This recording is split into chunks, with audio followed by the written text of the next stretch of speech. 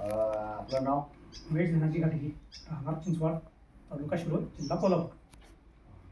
आपण घोरसवृद्धी कोणत्या म्हशीला चालू केलं? आता ही म्हैस यायला चालू केली. किती गाडला पडला आता?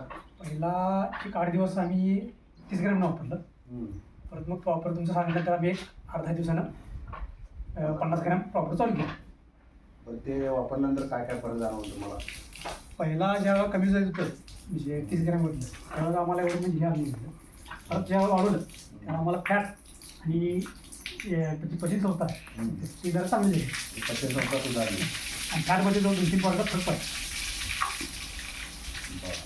आणखी काय तुम्हाला म्हणजे जाणवते आता? पहिला म्हणजे याचं पचनक्रिया हे व्यवस्थित नसल्यामुळे कधी सारखं हे करायचं होतं. आता एवढं म्हणजे हे नाही आहे, पचनक्रिया चांगली आहे. आणि सगळ्यात महत्त्वाचं फॅट जे आम्हाला हे होतं फॅटमध्ये चांगलाच फरक पडला.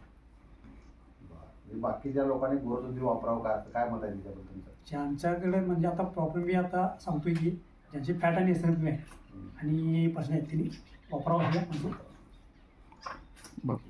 पहिल्यांदा आपल्या शेणामध्ये पालापाचोळा वगैरे असं काय पडत होता? जास्त पडत होता. आता स्वतः एकदम कमी पडतो. पॉज गेलाय स्वतः एकदम कमी पडतो. पचन चांगलं म्हणजे रवत चांगलं होती. म्हणजे पचन याचं चांगलं झालेलं आहे, रवण चांगली व्हायला लागली. रवत चांगलं आहे. ठीक आहे, चालेल. ओके, धन्यवाद.